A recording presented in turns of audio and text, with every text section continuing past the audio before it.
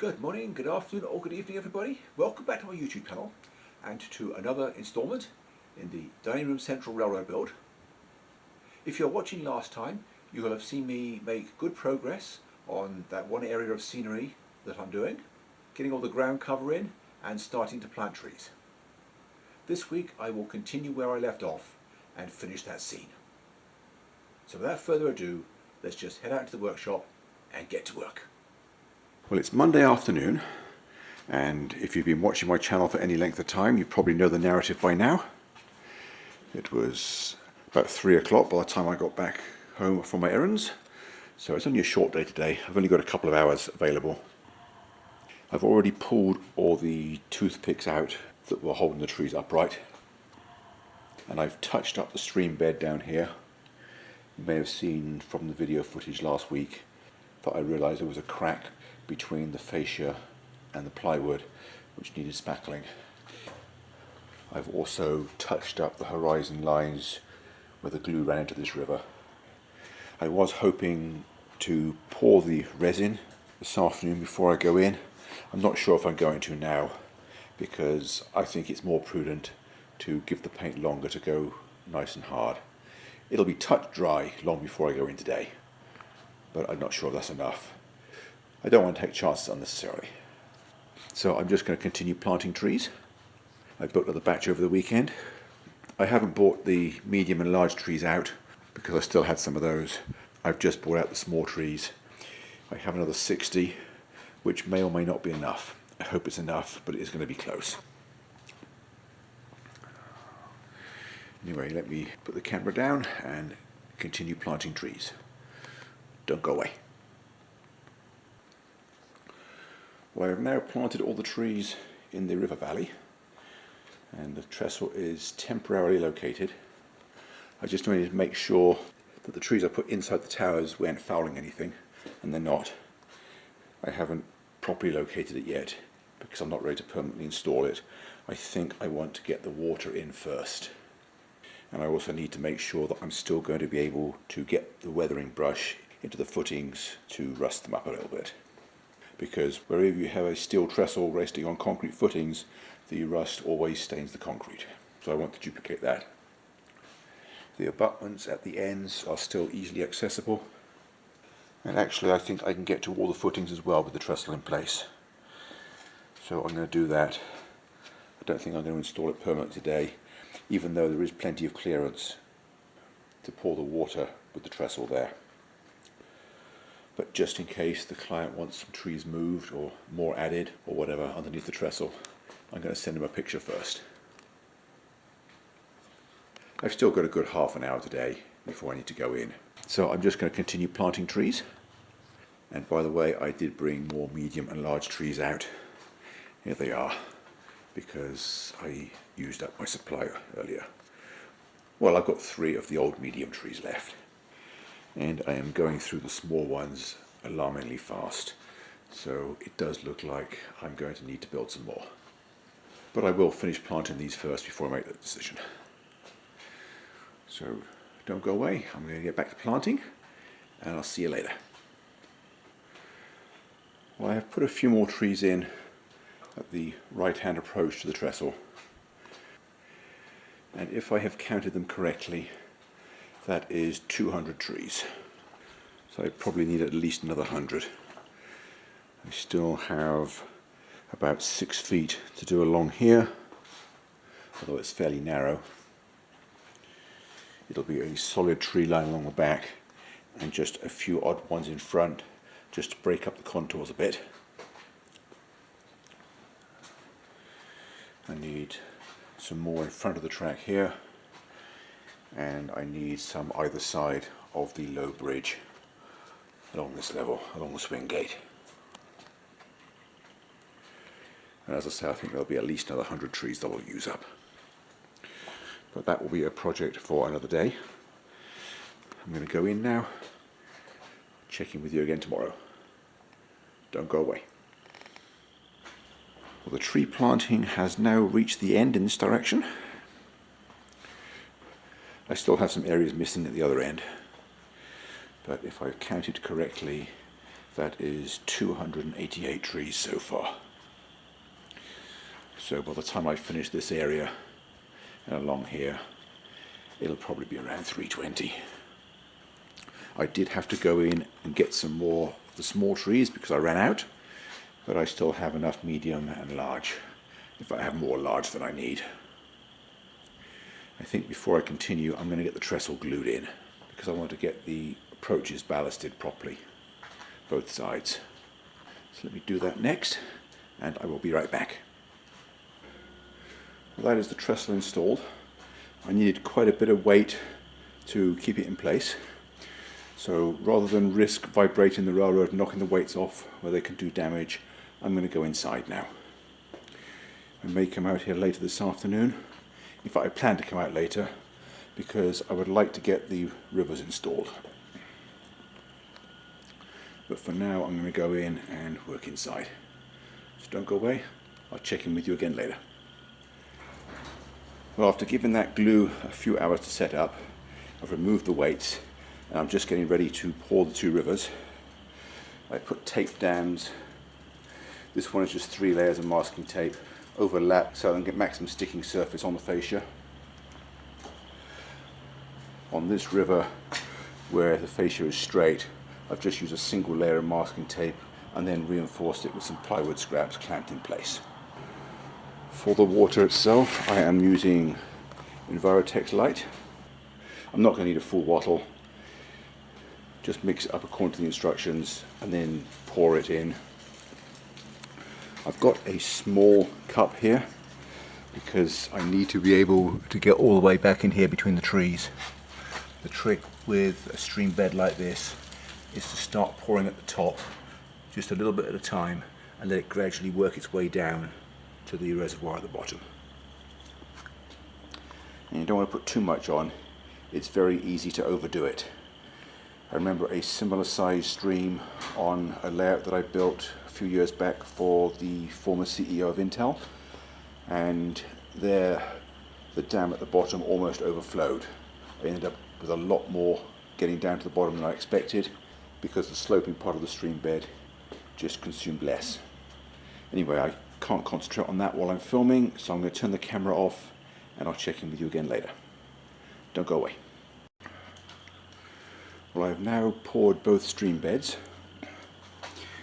You see we have a trickle running down to the flat water at the bottom. And then on the broader river, it's all flat. I've got to let it find its own level. At the moment, I see some horizon lines where it hasn't fully done that. But what I have done is blown all the bubbles out with a hairdryer. I'm going to scrape that a little bit more just to make sure that I haven't got a dry area in the middle of the river.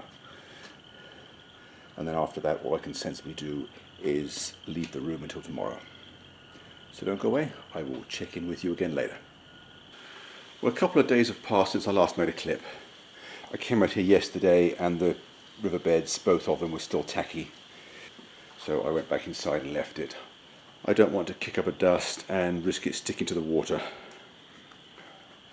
This one is still a little tacky, but I think I can stay far enough away from that not to have to worry about it. So also this morning I have glued this bridge permanently in place. You can see the weights. I have also pulled all the temporary toothpicks out of the trees at this end, and I've had a locomotive running up and down the track over the trestle. I just wanted to make sure that I had the track alignment correct, make sure there was no bumps or jolts heading into or out of the trestle, and it is good. So now I'm going to touch up the paint where the sliding rail joiners are and get those two short areas of track ballasted. I think I can also do the same to this bridge because the weights are not in the way, and then after that it's back to waiting again. I think that'll be all I can sensibly do until tomorrow. So let me get on with all of that and I'll be right back. Well, there are those 4 ballast areas done, both ends of the low bridge, and both ends of the trestle.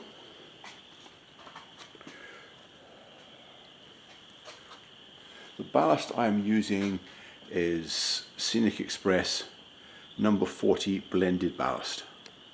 The number 40 is the size, the blended ballast is what they call the colour, which is a lot of different greys mixed together. It's item number SE0353 for those who are interested. I like Scenic Express ballast a lot more than Woodland Scenics because it is real stone, so it's heavy. Woodland Scenics uses crushed walnut shells, which is lightweight, but unfortunately that makes it more difficult to glue down because it tends to float up on the glue. So that is just my preference. Obviously my first recommendation would be for you to experiment for yourself and use what works for you. So even though I have only been out here for a short time this morning, all I can sensibly do now is leave the room and wait for tomorrow. So don't go away, I'll check in with you tomorrow. As you probably recall from earlier in the video, I touched up a few areas of the ballast yesterday. I wasn't sure whether it was going to be dry this morning because we've had a lot of rain, the air is very humid, and I suspected there would still be some moisture in the glue. But it's actually nice and hard, so I can continue planting trees today. Just got this area to finish, a couple of feet along the front of the track there, and down at either end of the low bridge. As you can probably hear in the background, the heater is on. It went freezing cold again this morning, but it won't take long to warm up. So let me just put the camera down, get to work, and I'll check in with you again later. Don't go away. Well, I have now finished planting trees at this end of this portion of the railroad. I've also done a few other things. I put some climbing vines up the sides of the tunnel portal where I wasn't able to adequately hide the seams or where it joined the fascia. Soot stains above the tunnel portal. I've got rust stains around all the bridge shoes on all three bridges. And I have put another coat of paint on the fascia because a nice neat fascia really frames the railroad so much better. I could spend many more hours adding details, but at some point we have to draw a line. And I think it is best if I were to leave it at this point and let the client add his own details that will make the scene his own. So unless the client wants me to continue work, I think I'm going to be done on this project.